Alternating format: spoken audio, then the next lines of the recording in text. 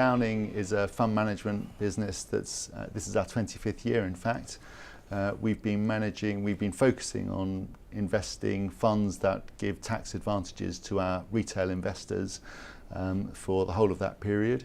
And over the past 9 years, while I've been at Downing, we've been doing that through VCT, EIS and funds that give relief from IHT inheritance tax.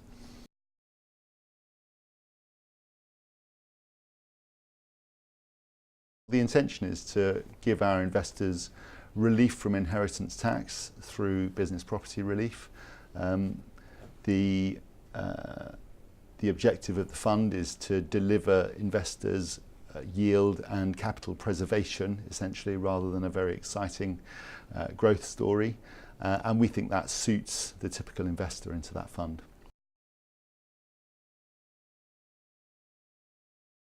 Well, the way that we try and deliver that combination of kind of low volatility and income is by investing in businesses that tend to trade from freehold assets.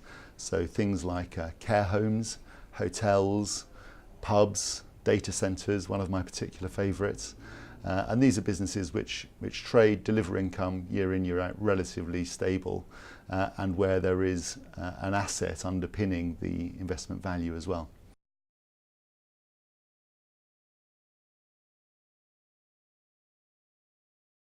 So we invest a combination of debt and equity in these businesses on behalf of our investors.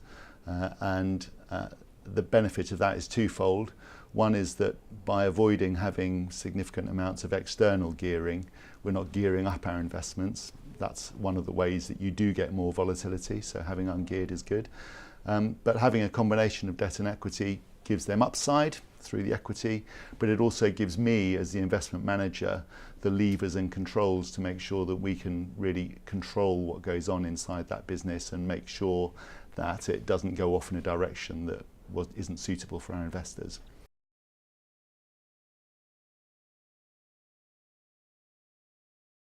Well, a very good example is a care business, care concern, who operate a number of elderly care homes.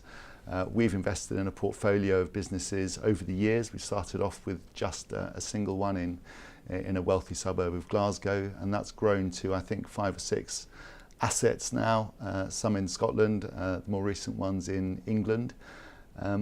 We've enabled that management team to grow at a pace that they would have struggled to do with conventional bank debt by providing that combination of debt and equity, although management in turn did put a significant amount of money in.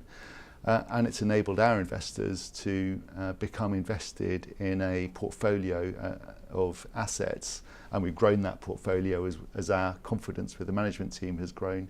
That's delivering exactly what we hoped, that is income and capital growth as well. More recently, I've made an investment in a data centre business, and really the story is very much the same there. We've backed a management team who have done this before, have built data centres.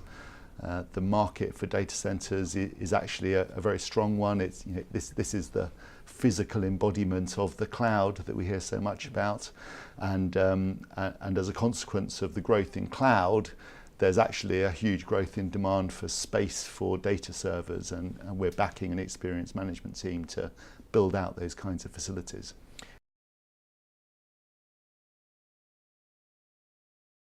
We have to manage liquidity within the fund.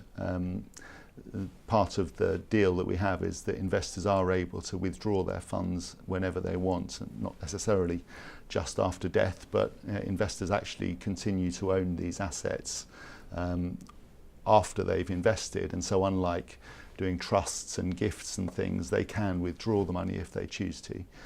So we do have to manage liquidity, so to counterbalance these longer term investments, and those are longer term investments because those businesses take some time to come to maturity, we also occasionally lend money into shorter term projects. Often these are construction projects. Downing's got a good track record, or a long track record, of having invested in businesses that involve construction, and recently, over the past 5 years, I think there's been the banks have shied away from construction, sometimes I think confusing construction risk with development risk, and we try and separate those two out.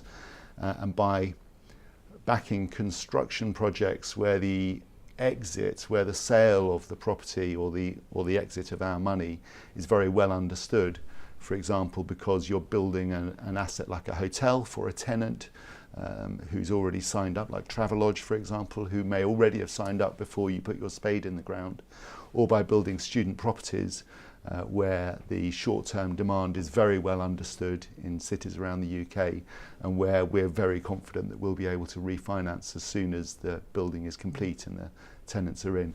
And so those are typically less than 1 year projects, and that enables us to manage some liquidity.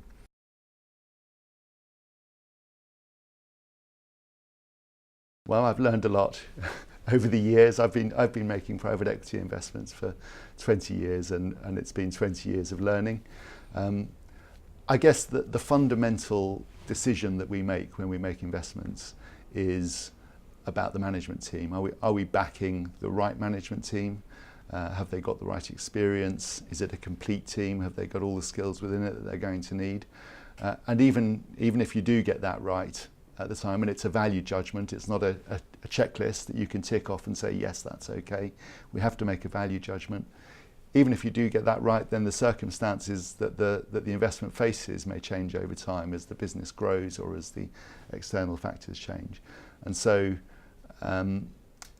we have to be able to respond to different, to changing requirements within the management team, or indeed shortcomings in the management team. And we typically join the board of the businesses that we invest in, and so I've got first-hand, month-to-month visibility of how that's going, and we also have a great network of people that we can introduce to help address the changing needs of management. And I guess the learning point that I take away is you can never respond too soon to the changing challenges that these businesses face. And so I always am looking to think, could I be taking action sooner?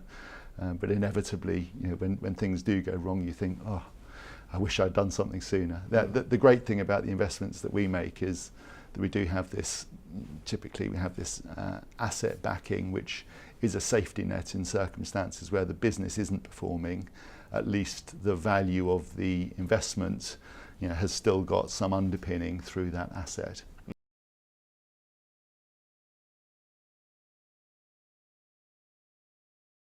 The investments that we make are in businesses and sectors and management teams that we've known for a long time, and that I think we've got a good track record in doing that.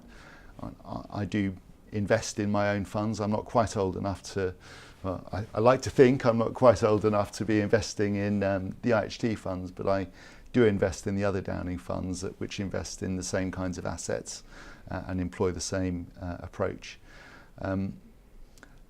The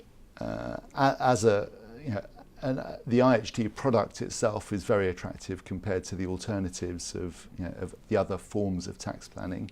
It's using a relief that is well understood, and it doesn't involve losing control of those funds for the investor.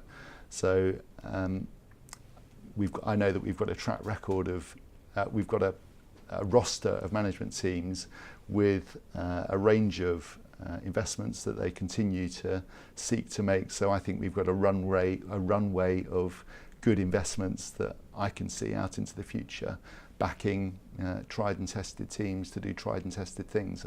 I think that's a great story.